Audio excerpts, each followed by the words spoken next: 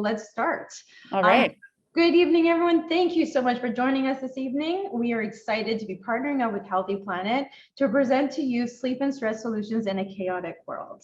My name is Priscilla. I'm your co-host for the evening. I'm from Tallgrass Natural Health, who is the parent company of Botanica. Just some housekeeping items before we begin. If you could kindly keep your mic muted and your cameras off, that would be greatly appreciated. Also, please know that we're going to reserve answering any questions to the end of the webinar, but please feel free to type in your question into the chat box at any time during the session, and we'll do our very best to answer all of your questions.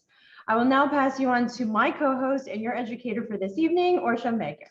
Priscilla, that was an amazing intro. Thank you so much for doing that and for bringing me in tonight. Good evening, everyone. I'm going to share my screen. We are recording and we'll be on our way in just 1 second here.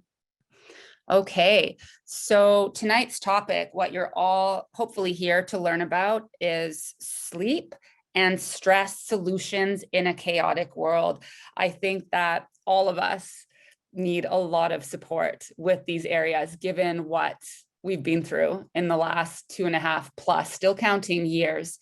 I think that, you know, it's such a multifaceted kind of puzzle to try and analyze and look at what the heck is stress, and then the kind of consequential sleep issues that many of us, myself included, kind of struggle with when we're very stressed out. So, you know, for me as a neuroscientist, I look to the brain to try and get a sense of what the heck is going on that, you know, launches what we call this stress response, which is, you know, a natural biological brain and body reaction to stress. And stress by definition is just any real or perceived threat to our well-being. Like, for example, right now, this pandemic that's been going on worldwide. So that's very real.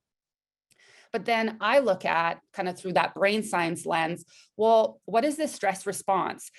You know, and one of the effects of stress is feeling really stressed out and feeling anxious and having insomnia and developing sleep disorders and mood and mental health issues. So then, also trained as a nutritionist, I then help our patients at the company I work at, Neurotritium, kind of work on reducing stress by dampening that stress response. So that's what we're going to be kind of tapping into, a little bit of brain science, a lot of nutrition tonight. And hopefully my job is to make this doable and to make this easy for you with a few key foods, a few key supplements that I'm really loving and that we're working with at Neurotritium. So let's dive right in. There's me pre-COVID. I had short hair, I wore makeup, I, you know, looked quite a bit different, but here I am tonight, really au naturel.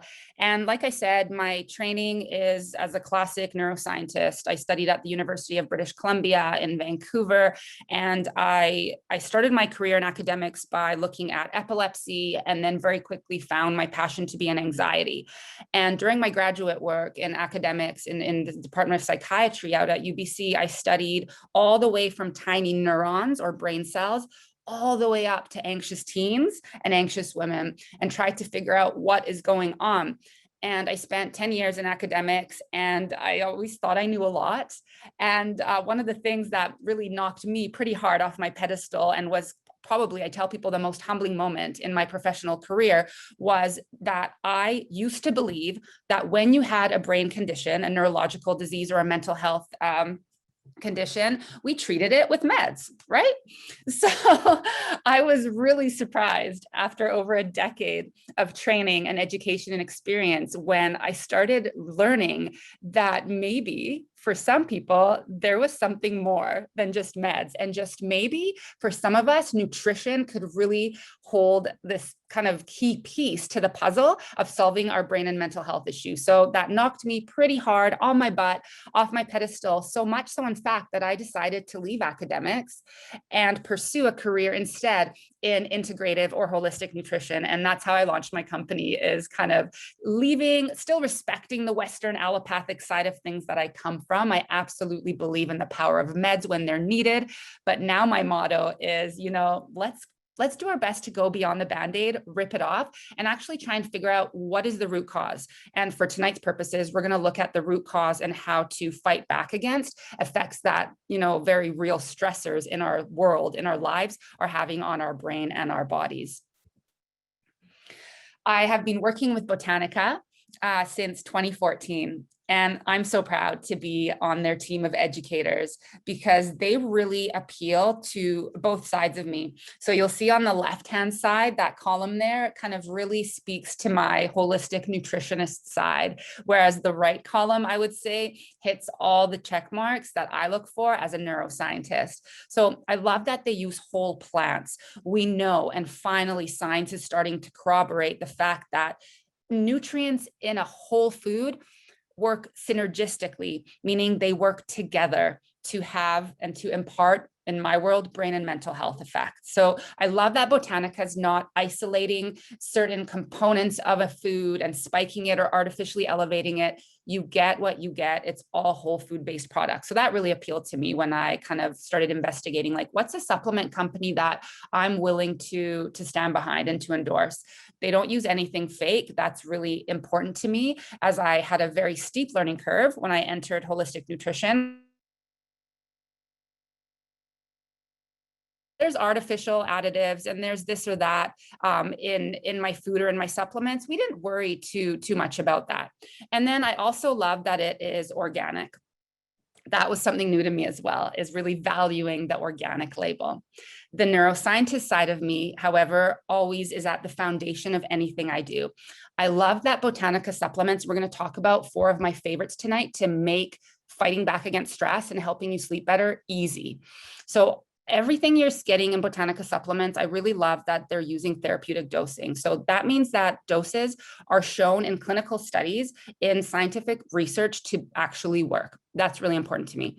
They're finely crafted. They pay a lot of attention to detail. And above all else, they're shown to be safe. And I look through their studies. So these are things that mean a lot to me. And that's why I love working with them. Because at the end of the day, as a holistic nutrition expert, of course, I work with whole foods. Of course I do.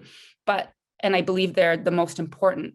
But when my patients are really, really sick, sometimes I need to put them on supplements to start getting them to feel better quicker. Then whole foods can often help them feel better, if that makes sense to you. So that's why I get asked a lot, like, why do you work with supplements? Aren't you supposed to only be about whole foods? Well, yes, but sometimes we need to work with supplements as well. So we need to find some really good ones. Today, we're going to talk about why the heck food matters. Where does science meet nutrition for sleep and stress support? We'll be talking about my 4 favorite supplements, and the way that I've chosen to put them together hopefully is exciting for you and you find something that you resonate with, because I've chosen to talk about my favorite macronutrient for sleep and stress support, my favorite micronutrient, so that means vitamins and minerals. I've chosen to later tonight talk about my favorite evidence-based culinary herb, and then a really cool up-and-coming adaptogenic medicinal herb. So those are going to be the 4 kind of tonight's presentation. We know that the evidence is clear. We know, and this is kind of, this slide is really my motto at Neurotritium. We know that what we eat, as well as how we eat and why we eat, and even whom we eat with, affects our brain and mental health. We know this is a fact. And this then, as you have all probably experienced, has implications for everything from our daily moods and our mental wellness, to how we work, to how we can sleep, which we'll talk about tonight, and even how our minds age. And that's something that I'm really getting into lately, is the aging mind, and how can we support that, so that it's not that you need to get dementia, for example, or slow down cognitively like we used to think. So that's something that I love, and we can talk about that in the Q&A after if you're interested. I've created a paradigm, over a decade ago when I created my company, Neurotritium, and based on this scientific evidence, I called it Neurotritium, which is a made-up word. In case you're wondering what is that word, it kind of combines my 2 passions of neuroscience and nutrition into one word. And my goal is to bring these together in the name of better brain and mental health for everybody. Now, fast forward quite a few years into me working with patients, and we enter a pandemic. And all my patients who are already struggling with brain and mental health issues get sicker. So this is anecdotally, I wanted to share with you a little bit what I'm seeing kind of on the front lines at my office and what my colleagues are seeing. And then the research now coming out from the last few years, studying the effects of the pandemic on our neurological health and on our mental health is also kind of suggesting is if you had anxiety or depression before the pandemic, it's going to be much more aggressive, much more kind of frequent presentation of symptomatology. If you had a neurological condition, for example, I work a lot with multiple sclerosis and Parkinson's disease, the stress of the pandemic is making my patients' symptoms so much worse. We see this with eating disorders as well. They're kind of rearing their ugly heads, even in patients where it's been dormant and they are in recovery from their ED for 10, 20 years. The pandemic is just launching this huge stress response in all of us. And that's what we're going to learn about tonight. Like, how do we dampen that? How do we fight back against what this very real stressor is doing to our bodies and our brains? Here's my Neurotrition RX. RX simply stands for prescription. And this is what I crafted over a decade ago and what I work with every single day with my patients. We draw on the latest research from nutritional neuroscience on how to optimize the brain, how to approach various brain conditions using nutrition, supplements, and lifestyle modalities. Then we pair this knowledge with science-driven, evidence-based nutrition practices and principles.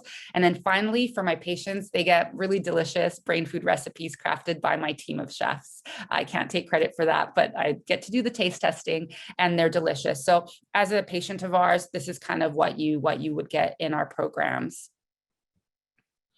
Here are some of the conditions that I work with. And the two that I've bolded for you are the topics of tonight. And they're probably kind of the closest ones to my heart because I've spent so long in graduate school and in academics studying anxiety. And unfortunately, as some of you may well know, one of the very common side effects and symptoms then of anxiety is insomnia. So they go hand in hand on a neurological level, on a symptom level. And that's why for tonight, we need to talk about both and how we can really get a handle on and harness nutrition to tackle both.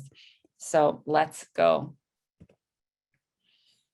We know that food matters. I hope you know, and that's why you're here for this webinar tonight. So I don't need to convince you. And, over the last 2.5 years, I have had so many conversations with people about their immune health.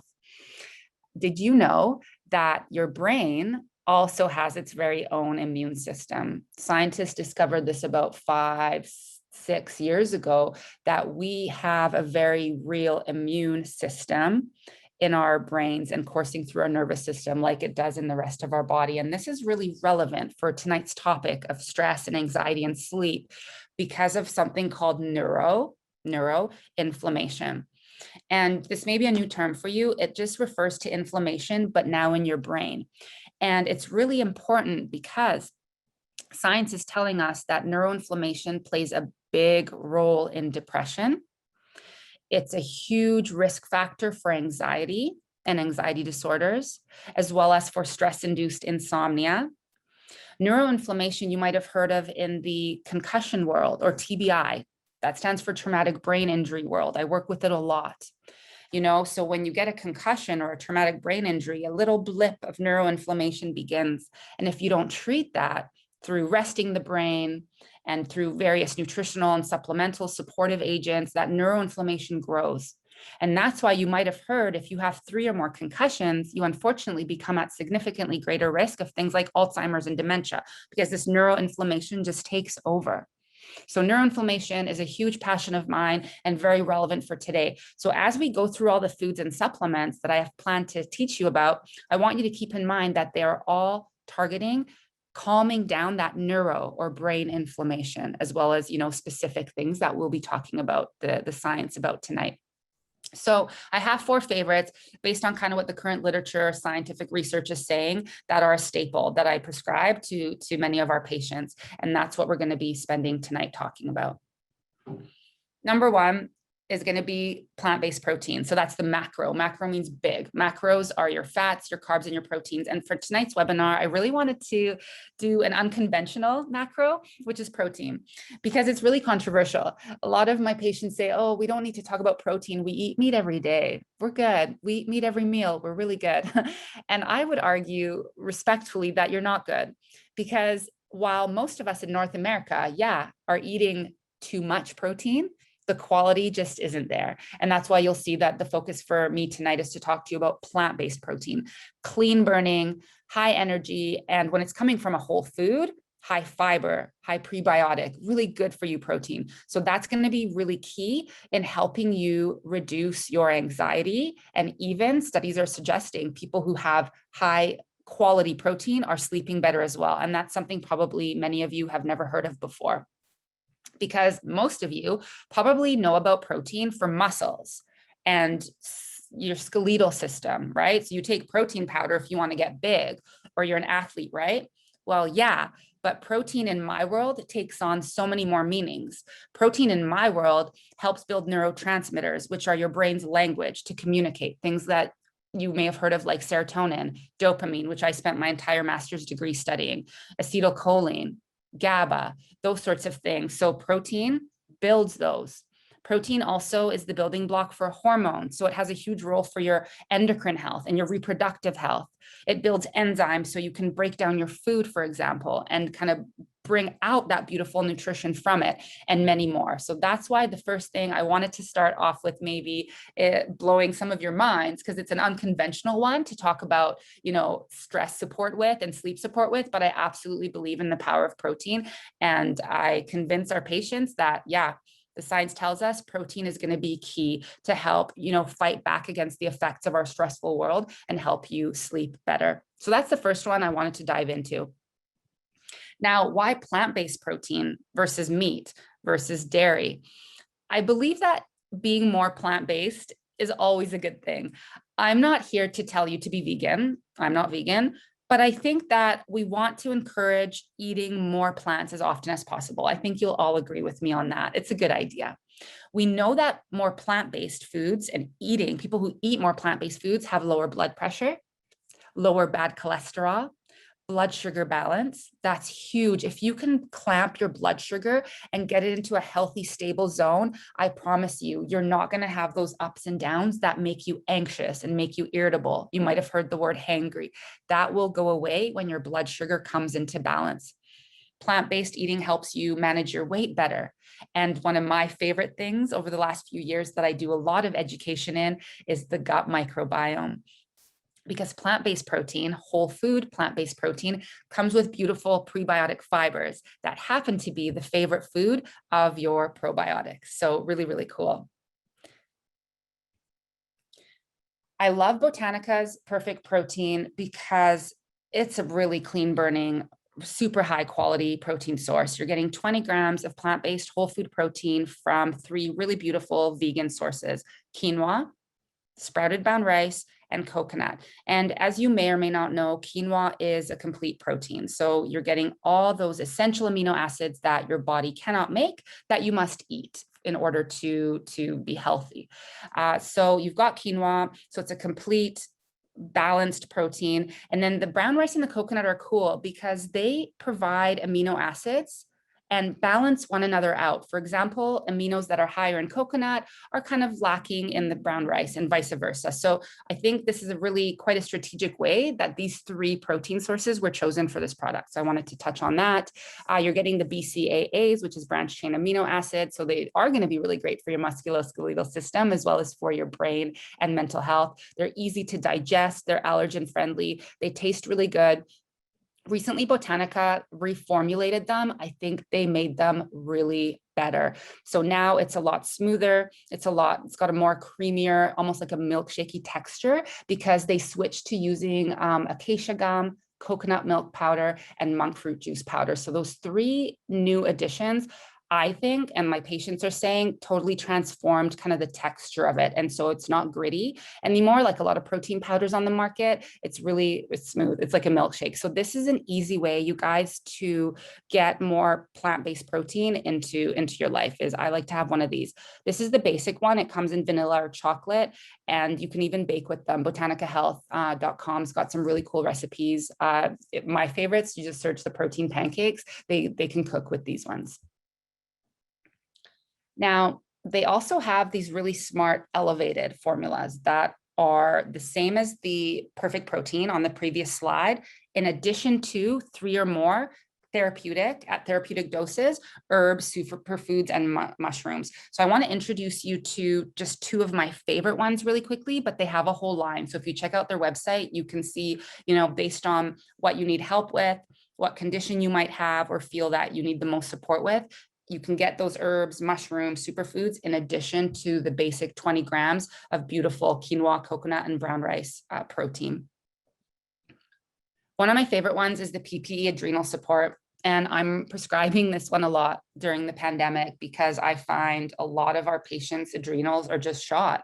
They're developing adrenal fatigue or chronic fatigue syndrome that, goes hand in hand with hypothyroidism, then liver issues, blood sugar irregularities. So I'm seeing this kind of clinical presentation where my clients need as much adrenal support as they can get. So this adrenal support perfect protein elevated gives you ashwagandha, reishi mushroom, and acerola cherry, which is a really high source of vitamin C. So you'll see ashwagandha at a therapeutically relevant, meaning it works, 2,000 milligram dose. You may have heard of ashwagandha. We'll talk about it later tonight as well. But it's a calming adaptogen that is really overall supportive to your nervous system, to your adrenals, and to your thyroid function. It's got a really special compound in it called triethylene glycol. And this has been studied in a handful of double-blind, placebo-controlled clinical trials, which is cool. And I think kind of the gold standard when I look to research. And actually, because of this compound, ashwagandha has been shown to reduce anxiety in people of all ages, reduce stress-related insomnia, reduce fatigue, and boost thyroid health. So this adaptogen, this is on my radar as something that I want to learn more about and work more with. So it's in this formula. Reishi mushroom is probably the most well-researched of all the medicinal mushrooms. It's a gentler but whole body adaptogen that also, in addition to adrenals and nervous system support, helps the heart. So it helps reduce LDL, which is your bad cholesterol, increases HDL, and reduces triglycerides. So really nice for the cardiovascular system as well. And it's both immunomodulatory and it helps reduce inflammation, including that neuroinflammation that I told you about earlier. So a really cool one. And then vitamin C is arguably the most well-researched and most important vitamin for overall support of the immune system. So it's got that as well. And then just a little fun random fact is when you're stressed, science tells us that your adrenals are burning through much more vitamin C than when you're not stressed. And so there's a little bit of the rationale for why, when we're really stressed out and experiencing adrenal burnout or fatigue, we do actually require more vitamin C. And my other favorite one is the PPE Brain Booster. It's got the smart mushroom, lion's mane, at, again, a clinically effective therapeutic dose of 750 mg. Lion's mane has received some really cool research behind it because it's shown to stimulate something in the nervous system called nerve growth factor. Nerve growth factor helps build new neurons and new brain cells. And we think that NGF might one day be able to help us tap into and possibly even treat things like Parkinson's and Alzheimer's and dementia. So NGF is on my radar. And so far, a few small, kind of very preliminary preclinical, so animal studies are starting to really look at lion's mane as something that might help with this NGF and then the growth and differentiation of our neurons. It's also brain protective, it's anti-inflammatory, again, anti-neuroinflammation there, improves mood and improves cognitive function. This PP brain booster also has rhodiola, which is quite a kind of stimulating adaptogen. So this one, if you're already really wired, I actually wouldn't recommend. I would put you on the previous one, the adrenal PP instead, because rhodiola, what the science tells us is you take it, and this protein powder works so fast. When you take it, within a few minutes, you literally feel that boost. And when I looked into the research on why did I feel a boost so fast, like what was that? What the scientists hypothesized was that this rhodiola increases oxygen uptake very, very quickly in a matter of seconds to the brain. So that's why, quite literally, you just feel this mental boost, this brain boost very quickly from this formula. It's that rhodiola. And then B vitamins from quinoa sprouts at 400 milligrams are arguably the number one most important family of vitamins for overall nervous system support. So you're getting those here as well. Number two, the second kind of category of nutrients in whole foods, and then if my clients really need support through supplements as well, that I focus on a lot at Neurotritium are magnesium and B vitamin rich foods. And we'll talk about that. And then we'll talk about some easy, fun ways to get them supplementally. Magnesium is probably my favorite mineral. I lovingly refer to it as the anti-anxiety mineral, and I work with it a lot with both our anxious patients and then those who suffer from sleep issues. And in fact, studies have shown us that people who have insomnia are deficient in a few key nutrients when we take their blood work or when we look at their urine. And lo and behold, two of the ones that always come out in people who have insomnia are a magnesium deficiency and a B vitamin deficiency. So two big ones that I'd like you guys to remember from tonight's webinar. So how do we get these nutrients? Well, magnesium lives inside the blood of plants, and that is chlorophyll. You might have heard of that before. So chlorophyll is very similar to iron in mammals, in animals. And inside every molecule of chlorophyll, there lives a little atom of magnesium. And so you want to eat much more plant-based foods. And one of the reasons is that you can get much more magnesium that way to help reduce anxiety, fight back against stress, and even help you sleep better. So your best bets for whole food sources of magnesium are green foods, okay? So that includes, of course, your dark leafy green vegetables, other green vegetables, anything that is naturally red, orange, or yellow, because in addition to green chlorophyll, we also have yellow, orange, and red chlorophyll or plant blood too. So I want you to really, I say, eat the brainbow. And truly, one of the biggest reasons I want you to eat the brainbow is to help you get this anti-anxiety mineral magnesium. Now, there are a few fruits that are high in magnesium as well, including figs, avocado, banana, and raspberries. And then algae, sea vegetables are a really great source as well. If that's something that you're open to and willing to try, those can be really, really good sources as well. Now, magnesium is also found in a handful of foods that don't have plant blood, that don't have chlorophyll, but they still are great sources of magnesium, including nuts and seeds, beans, and fatty fish. And so with beans, I get a lot of people that ask me, oh, I'm so busy. Do I need to soak and cook my own? Well, I mean, that's preferable. And that's the cheapest way to do your beans, but I get it. I'm busy too. And I'm known for also consuming canned beans from time to time, and that's okay. But the thing to know, if you're going to use canned beans, you have to really make sure you rinse and rinse and rinse. I spend up to 5 minutes rinsing the beans to get rid of any residue from the can. It's also important to rinse off that kind of frothy little bit that comes up off the beans, because inside that kind of froth is where the gas promoting compounds live. So I've had a lot of people over the years tell me like, nope, they put up the barrier. I don't eat beans. I get too farty. Nope. Well, have you tried really rinsing them for a few good minutes? Well, no, I just pour them straight from the can and cook with them. Well, no, you need to get rid of those compounds. And when they do the proper washing technique, 9 times out of 10, the gas is gone. So a little take home note there for you guys. And another note here, I put an asterisk here for you and for me to remind myself to note, when I looked at the research and compared fresh to frozen fruits and veggies, I was shocked to learn that oftentimes frozen is just as nutritious as fresh. So the take home message here is, I want to encourage you to buy frozen vegetables and fruit. It's much cheaper. It's much more economically friendly. You can, have it available at a reasonable cost year round. Whereas with fresh, I like to teach people about eating seasonally to save money. So I think that, yeah, the science kind of corroborates, and I was quite surprised. Frozen is a great option as well. Now, the B vitamins, like I said, are arguably the most important family of vitamins for the nervous system. In fact, they're so important for the brain specifically that each one requires energy, ATP, to be actively transported across the blood-brain barrier. And so this is huge. Other vitamins don't get this luxury of actually having the body and brain divert and give energy to taking them where they need to go. So that tells us, whoa, these are super important for the brain. Now, most of the Bs come from plants, with the exception of vitamin B12.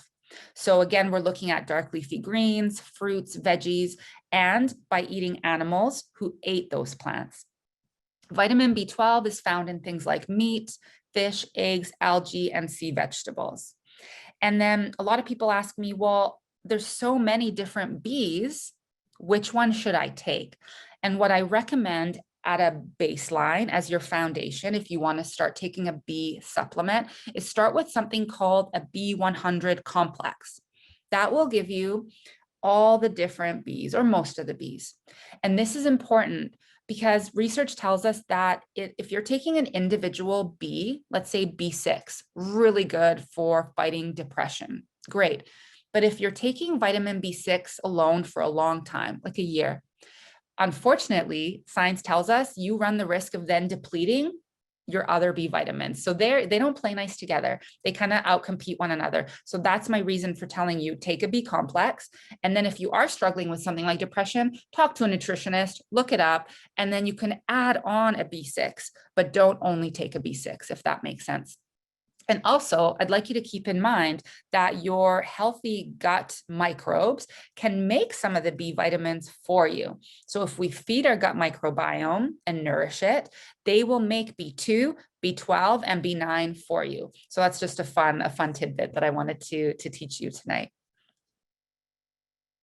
Now, a really simple way, and I drink this not every day, but a couple times a week, because I am one of those people, despite being in the nutrition field, I do struggle sometimes when I get busy to eat enough greens.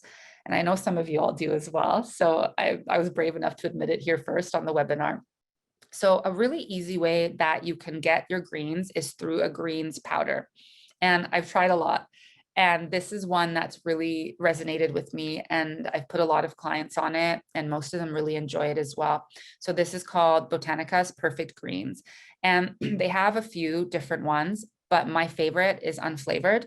And then my client's favorite is berry. So those are the two I wanted to teach you about tonight. It's a ridiculously concentrated mega source of greens coming from things like oatgrass, wheatgrass, barley grass. These are gluten-free, by the way.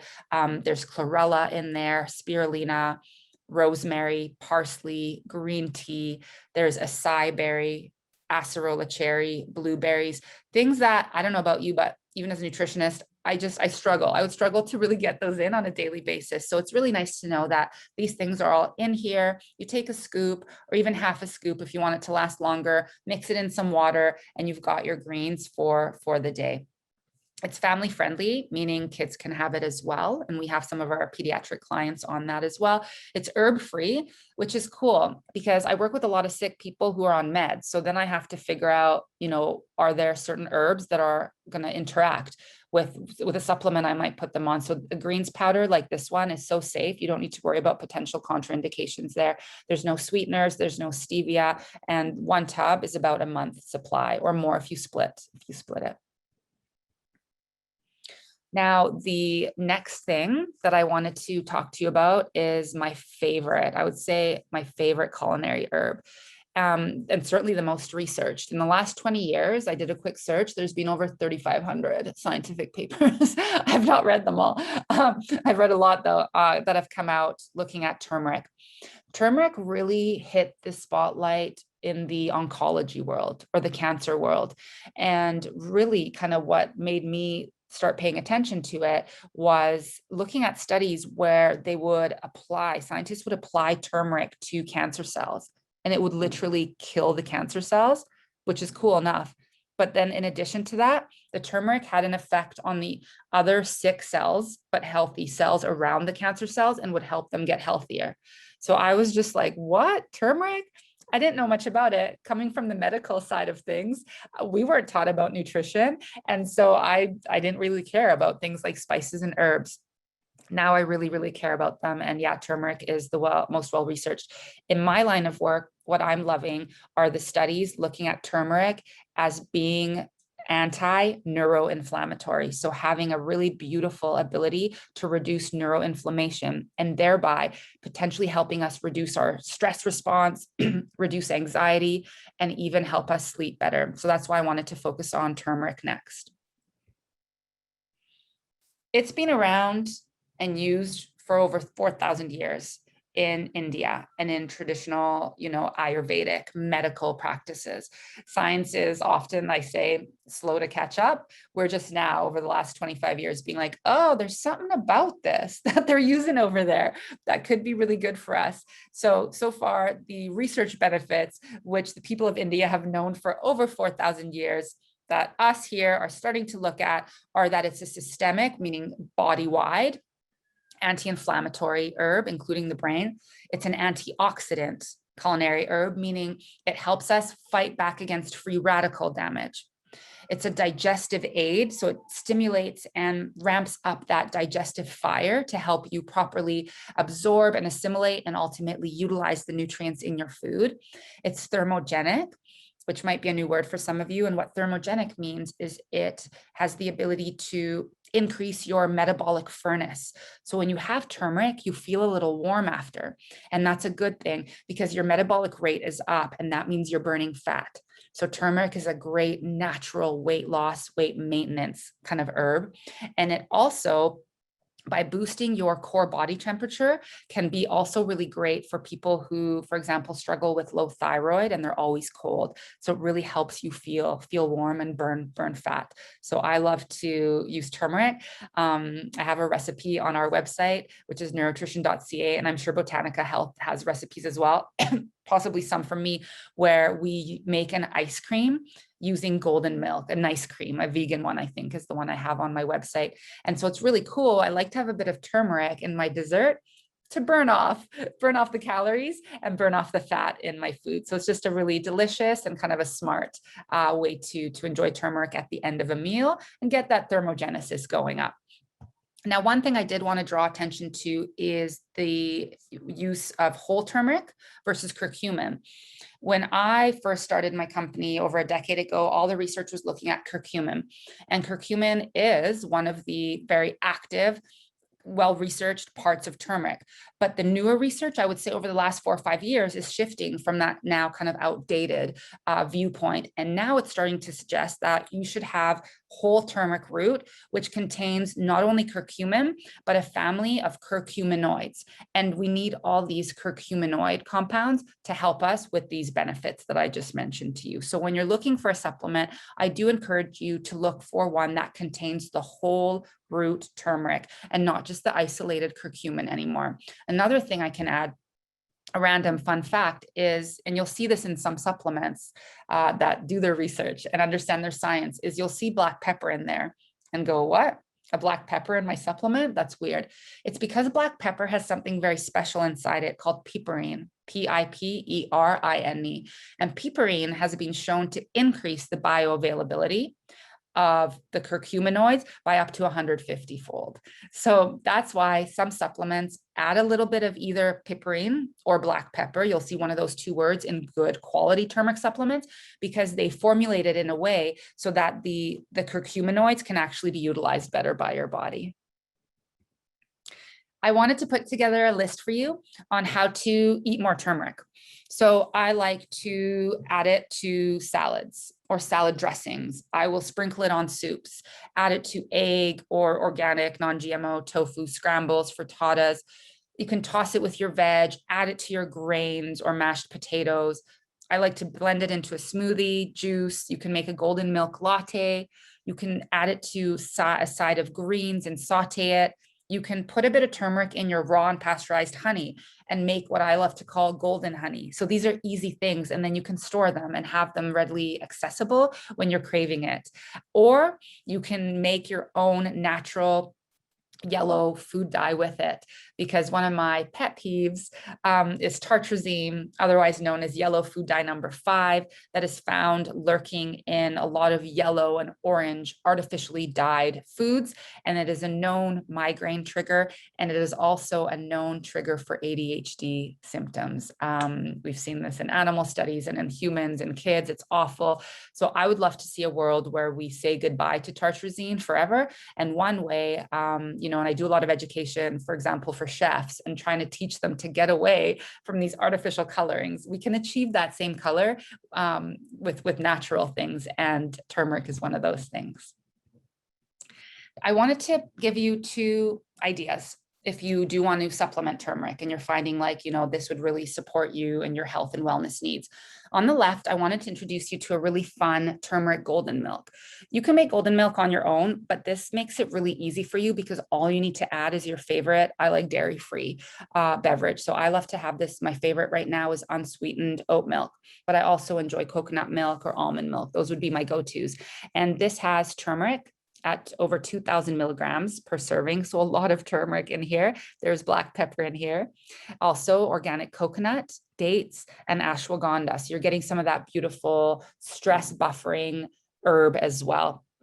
And this is something that, I like to teach our patients to add to their day, or a few days a week, or maybe it becomes your weekend ritual or your Friday night ritual, replacing a glass of wine, for example, that really supports your health and is a healthy habit. And I love it. And a lot of our patients really, really resonate with that. Now, on the other side, for those of you who don't want the ritual, you don't have time to sit down and sip that golden milk, that's okay. Then you might be more, vibing with taking a pill.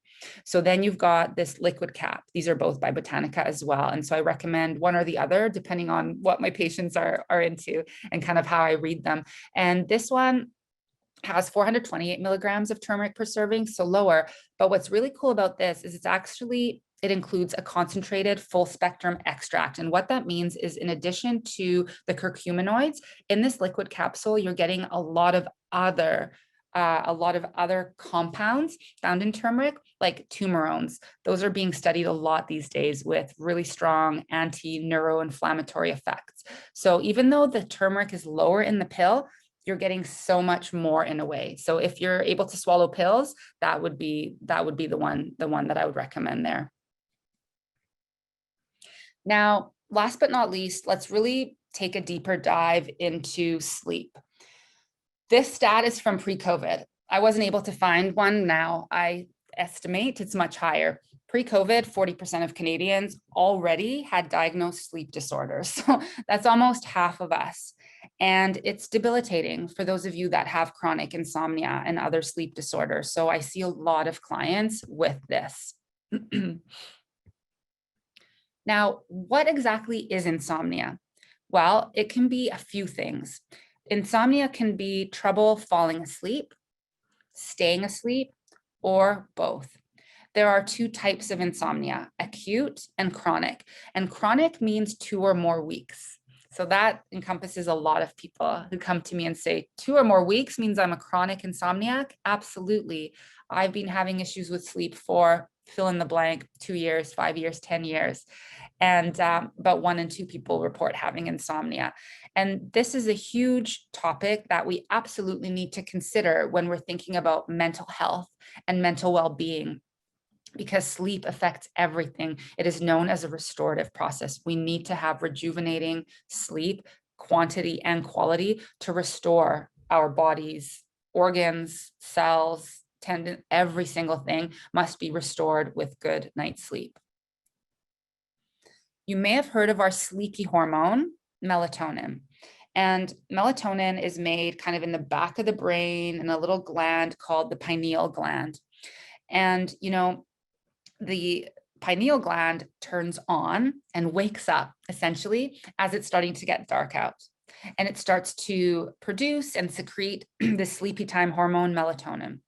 And then in contrast, as it starts to get light out, the pineal gland goes bye-bye and starts to get sleepy and falls asleep. So it's regulated. We call it by the master clock, your biological or your circadian clock. You might have heard the term, or circadian rhythm.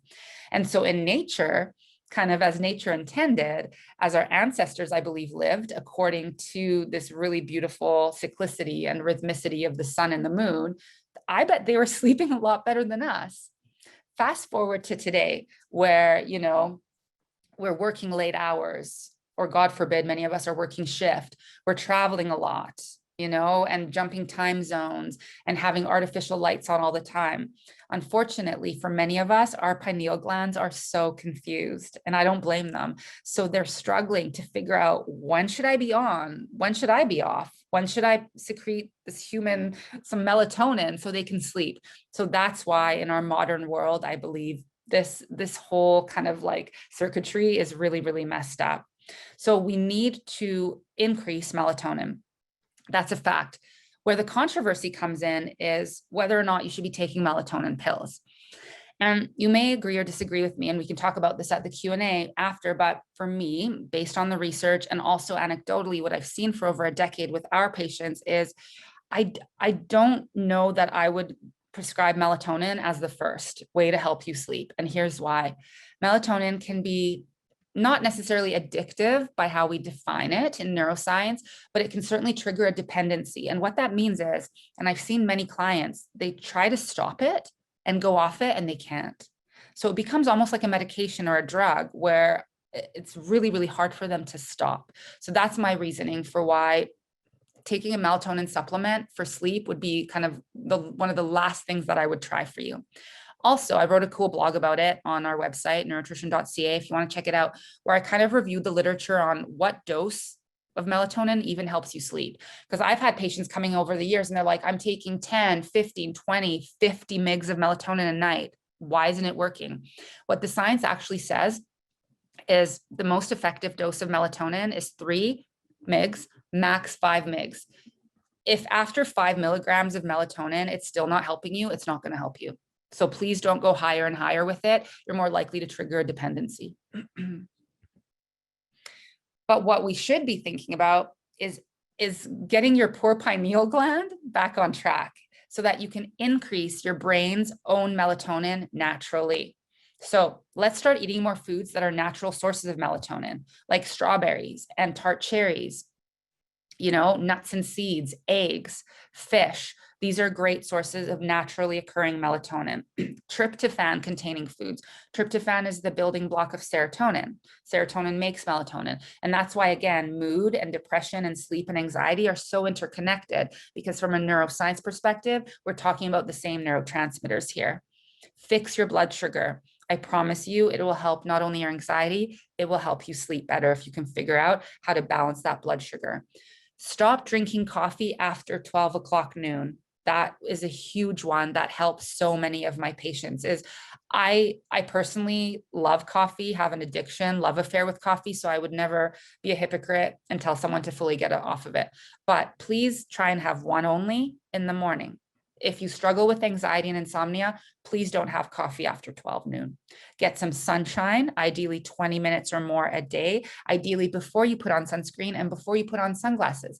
We want the sunlight to enter our eyes, to make serotonin in the brain. That's a trigger later in the day for pineal gland to make melatonin, is that you've had a few minutes of sunlight entering your eyes. Exercise every day. Turn off artificial lights. Sleep in total darkness. I teach a lot about sleep hygiene. That's really important. If you do need some light after dark, dim the bulbs, put on blue blocking, for example, on your smartphone. In your settings, there's a function that is a blue light blocker. So I have mine set at 10 p.m. because sometimes I like to go on Instagram later at night. And so at 10 p.m., my screen turns from this blue hue to a reddish orange hue. So I know that that setting has turned on and it's blocking the blue rays that are shown to really mess up the pineal gland. And so the last kind of now medicinal herb, and we've been talking and kind of flirting with it throughout this webinar, but I wanted to take a deeper dive into, is examining ashwagandha. It's a calming adaptogen, like I said, and you can take it in the night or you can take it in the day. What it's going to do, and that really beautiful triethylene glycol part specifically is what I was looking at research at prepping for tonight's webinar, is it helps you fight back against the effects of stress. So stress is inevitable, as we've all experienced over the last 2.5 years. We had no idea this pandemic was coming. It came. But what we can learn to take control over is how our bodies and our brains react to stress. And so ashwagandha and other adaptogenic herbs are able to kind of improve our resistance and our resiliency towards stress. And therefore, studies show people take ashwagandha and they're reporting a higher quality of life. They're feeling less stressed. That's why. It contains other compounds called withanolides that kind of reduce inflammation and neuroinflammation. It helps alter corticosterone. It improves thyroid health and overall balances your endocrine or your hormonal system. And then I wanted to present, last but not least, 2 different options for you here, like I did with turmeric for your ashwagandha supplements, if it's something that you want to try for some stress resiliency and coping in your life. On the left side, I wanted to teach you about one of my favorites, which is lavender moon milk. And then on the right side, the hardcore, the more medicinal deep sleep, formerly known as sleep through liquid capsule. So the lavender moon milk, kind of like the turmeric golden milk, is a really beautiful, warming nighttime beverage that you can incorporate as your self-care, and you make a healthy habit that you're doing for yourself. It delivers ashwagandha, it delivers lavender tea, tart cherry, which I said on the previous slide is a really high source of melatonin, and coconut milk. And you mix it in, whisk in your favorite non-dairy beverage. And this one I recommend, before bedtime. Like sometimes I replace this with dessert, so after dinner, or you can have it even later in the night. And then on the right-hand side, this is the hardcore liquid capsule with not only ashwagandha, but a few other very medicinal, very strong herbs that help you not only rebalance your circadian clock, but also reduce pain. Because I know from personal experience with clients, a lot of people aren't sleeping well because at night they really feel all their pain, physical and mental as well. So in addition to the ashwagandha, what I really love about this deep sleep formula is you've got passion flower, which has been shown to increase our calming neurotransmitter in the brain, which is called GABA. And then magnolia flower, which is shown to help reduce elevated cortisol, stress hormone levels in the night. So you don't want your stress levels to be really high at night. That really prevents sleep. You want them to be nice and low, and magnolia is known for that. I love magnolia so much. My dog is named Magnolia. So as a fun little side note there. So it's a really beautiful, really strategically, I think, curated blend of herbs that help you sleep. The one thing I should note here with the deep sleep, a lot of my patients said it didn't work after one night. So keep at it. It takes about a week, with some people even 10 days until you start noticing effects. And then it really, from what I hear anecdotally, I've not tried this one personally. I take the lavender moon milk there on the left side, but patients say when it kicks in, they're able to not only fall asleep faster, but they're able to sleep through the night, like its former name suggested, sleep through. So that's what it's for, people who are just restless and up all night and waking up. This formula will really help them. A few additional favorites for stress and sleep support that I didn't have time to focus on, but wish I would have, include fermented foods, exercise, natural sunlight, and mindfulness and meditation. These are all also very key for kind of buffering against stress, reducing our anxiety, and reducing insomnia. So just to summarize now, some key takeaways, hopefully you already came to tonight's webinar knowing that food matters for brain and mental health. And hopefully by the end of tonight's webinar, you see how important foods and certain nutrients are for stress resiliency and for sleep. And I want you to think about, as you walk away from tonight's webinar, that, you have the power. We all have the power to harness the power of that Neurotritium RX that I mentioned to you that I created a decade ago. And you can use whole foods and whole foods-based supplements, as well as some key lifestyle choices and healthy habits to address your stress and anxiety and your sleep issues. So choose wisely. I always tell people, treat yourself, but I always say 80% of the time, try and do your best to follow kind of what you learn and what I teach you. And then of course, the other 20%, you can treat yourself. So this is what we talked about. Just to summarize it here for you on a slide, we talked about plant-based protein, magnesium and B vitamins, turmeric and ashwagandha. You don't need to start with all of these, of course, at once. I recommend choosing the one that you resonated with the most and seeing how that works for you. As a scientist, you probably wouldn't want to start with all of them at the same time anyway, because you wouldn't know which one worked for you and your unique biochemistry and biology. So I would say, probably if you, without knowing anything about you guys and who's attending the webinar tonight, I would probably put you on either the protein or the greens first, and then either the turmeric or the ashwagandha. So maybe starting with two kind of strategic ones. And now, thank you very, very much for listening and attending my webinar. At this time, I would love to address any and all questions. So thank you so much. I'm going to stop sharing at this time. All right, so there were some questions that were in the chat, so I wrote them down to make it easy. I'll ask you questions, and then if you don't mind, Orsha, just responding to them. Yeah, I'm happy to. Yeah, there was a question, and I think it was towards the beginning of the presentation. Someone had asked, is there anything wrong with meat if it's clean and organic? Like getting your protein source from meat, I think is the question. That's a great question.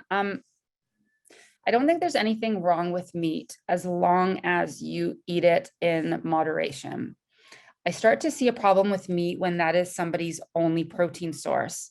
And specifically in my line of work, what I often see when people are eating a lot of meat, even if it is organic, is higher levels of inflammation. Because meat, whether it's, not so good or whether it's really good and organic and clean, does naturally have higher levels of, inflammatory fats like omega-6, like arachidonic acid. And that unfortunately promotes inflammation. And if you're prone to neuroinflammation, like you're stressed or anxious or have insomnia, it can make that worse. So no, I don't have an issue with meat or necessarily dairy or eggs or all that, but I just think in moderation. And let's start thinking about more plant-based proteins too. That's a great question. So what are your thoughts on pea protein? I used to take pea protein. I won't talk about the brand because I'm not here to kind of complain about other brands. But one in particular I was on for many years, and then I was starting to put our patients onto as well. And they were complaining, and then I realized I was having this issue too from pea protein, bloating. And then after bloating, farting.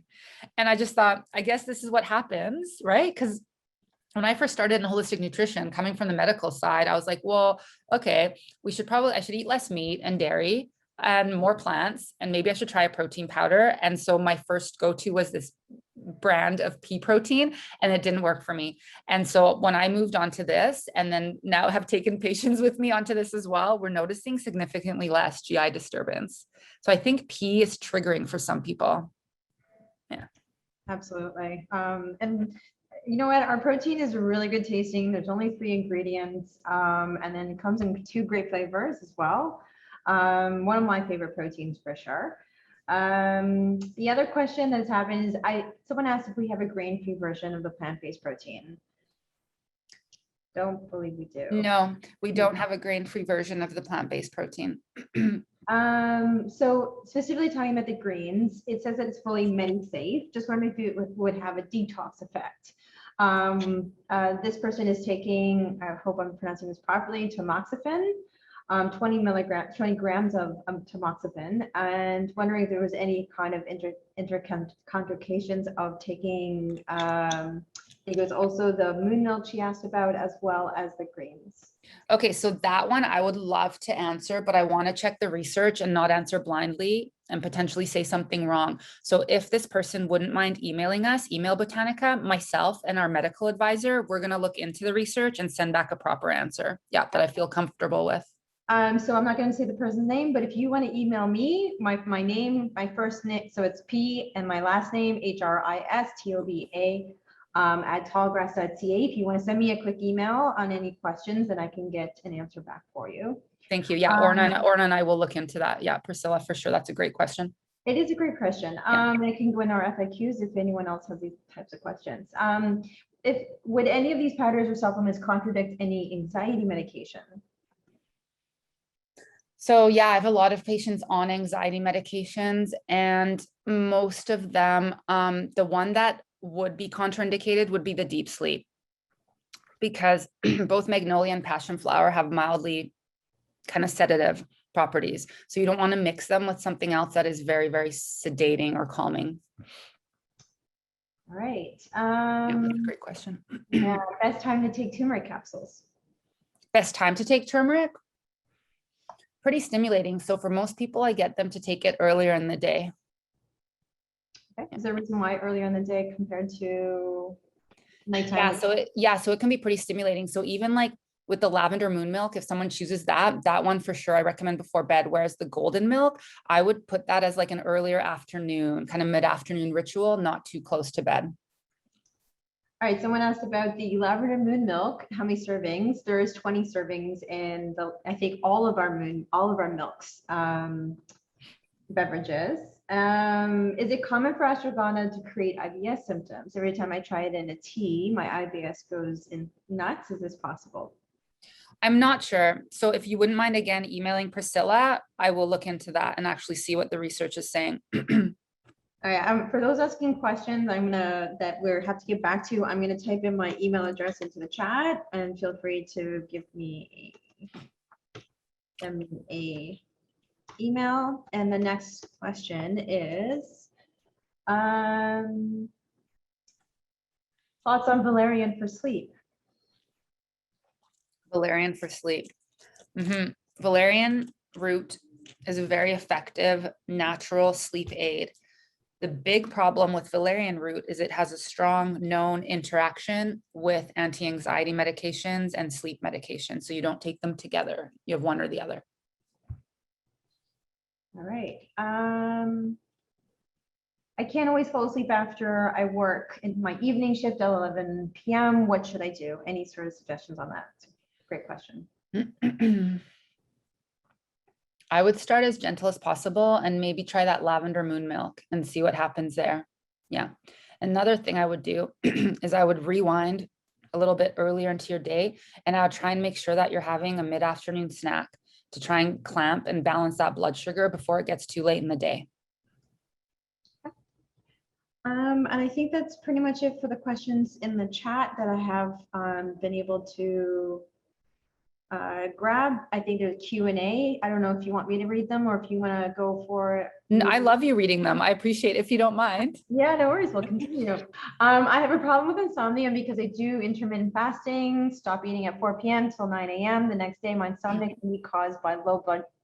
I guess my insomnia may be caused by low blood sugar. Is this true? It is true. And here's the thing. I love intermittent fasting. I do it a lot myself. There's some really great papers on it and review papers on intermittent fasting for weight maintenance, things like that. But if you are susceptible to and have blood sugar problems, intermittent fasting may not be for you, because I believe that's exactly what's happening to you. Is you might be entering into something called reactive hypoglycemia or fasting hypoglycemia, which means your blood sugar is dropping way too low in the night. So you're waking up with low blood sugar, and that's not good, because that, like I said, blood sugar roller coaster fuels anxiety and fuels further sleep issues. So you might want to think about something else. Like, I don't know for what reason you're doing intermittent fasting, but maybe look at figuring out your blood sugar first and then trying intermittent fasting again.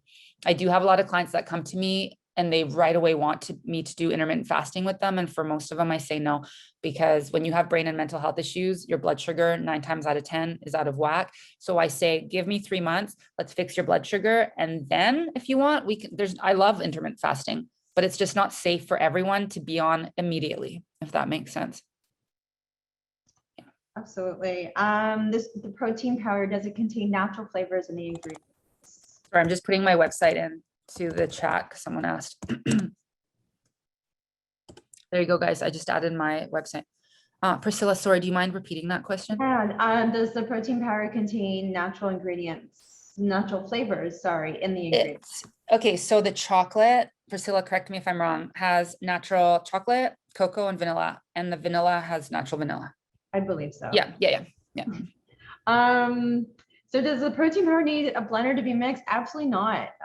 Shaker cup, I mean, it's like I said, 3 ingredients, super easy. Add a little bit of water. I prefer it with oat milk and then a little bit of fruit. Me too.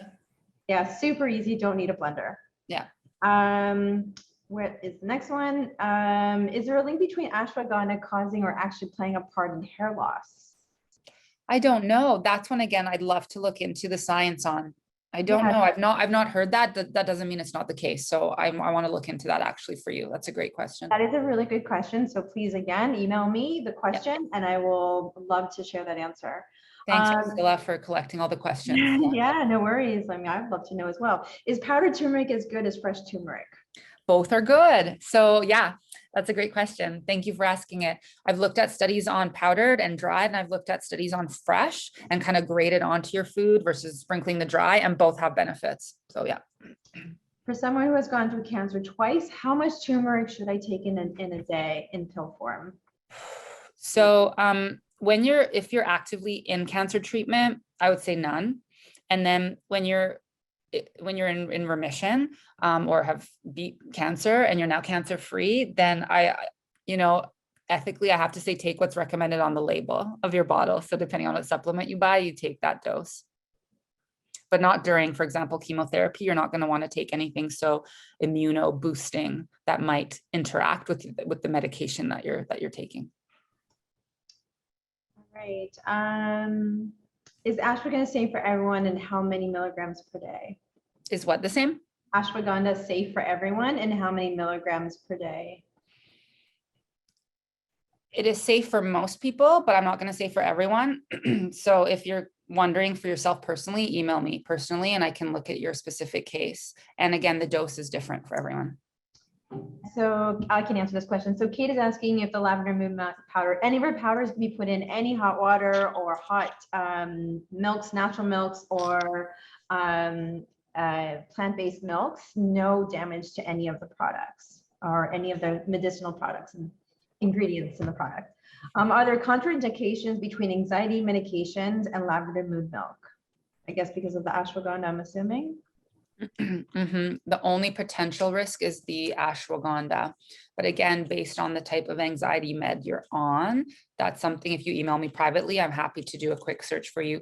Or you know who else is really good at this? This is how I learned a lot actually when I started my company, is asking pharmacists. They're a wealth of knowledge, much more than doctors in anything natural related. And so they'll do a quick check for you on their kind of national, international database and type in your specific med and off your file and what you're asking, and it'll immediately tell you. So if you don't want to email me, a pharmacist will know even better. All right. Are there any of the solutions that you mentioned today okay with people with bipolar disorder? Sorry, are any of the solutions, any of the products that we've recommended today, would it interact with anyone with a bipolar disorder? It might. And bipolar disorder, I work with it a lot. It's its own thing. And yeah, I need to be really specific. So that one I would, refrain from giving you a direct answer because that one could. Okay. I'm just going to make this a more of a general question. So any of the supplements that we have recommended today, would there be any contraindications? I'm having a problem with that word today. That's okay. With any sort of sleeping pills, I would say all types, or is there specific types? Yeah, the biggest one that has a known interaction with sleeping pills is the deep sleep, formerly known as sleep through. You need to be really careful and not combine things that are sedative in the natural world and in the medical world because they could sedate you too much. That's the biggest one. And then depending on the different type of medication you're on, I would have to, or pharmacist can quickly double check for you to make sure that your specific one is okay with the products that we talked about tonight. So I always say for anything, the greens powder is great for everyone. The basic protein powder, great for everyone, kids, medicated people, everyone. When you start getting into things that include herbs, then you start running the risk of interactions with meds. So then you need to talk to a healthcare professional and just double check that it's safe for you. That's my rule of thumb. Basic protein, cool. Perfect protein elevated, double check with someone who works in the nutrition space and knows their stuff. And then, like I said, things with herbs in it, double check. Is there an ideal time of day to take proteins or green supplements for sleep versus general health? Yeah. So if you're wanting to sleep, then I would take the protein later in the day. So that's something people are like, what, a protein shake at night? But it's a habit. And like any habit, you can get used to it. And I promise it'll work. And then for the greens, I think I tell people take it when it's easiest for you. So a lot of people end up doing the greens with either their mid-morning or their mid-afternoon snack and getting it in that way with a light snack. But really with the greens, it's so safe. It's so easy. You don't need to worry about timing it around meds or anything like that you might be on. The greens you should take when it will work best for you. Any suggestions for someone who has epilepsy and insomnia? Yeah, so that one I work a lot with epilepsy. That would probably be something I would talk to you offline. Yeah, about. I have a lot to say about that. Yep. Okay. Any particular products that you would recommend from Botanica that they could use? Because I don't know what meds they're on for their epilepsy, probably the only one that I could safely, ethically recommend before knowing more would be the greens powder. Okay. We'll take a couple more questions. Is there caffeine in ashwagandha? It seems to make me more hyper. Yeah, so there's no caffeine. So I'm just putting my email in for those of you that are asking for my email. This is my personal email. You can also email info@, but that'll go to admin first. So I'm going to give you guys my personal email tonight. So there's me, Orsha@neurotritium.ca. Check out our services. We work with adults, we work with kids, and yeah, it's such a passion of mine to help with neurological and mental health conditions. So yeah, please reach out. So yeah, ashwagandha in some people, and I don't know why.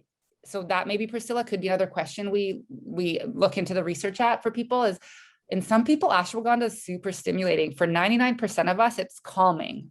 So there's something there. Priscilla, I don't know if you've heard this or seen this.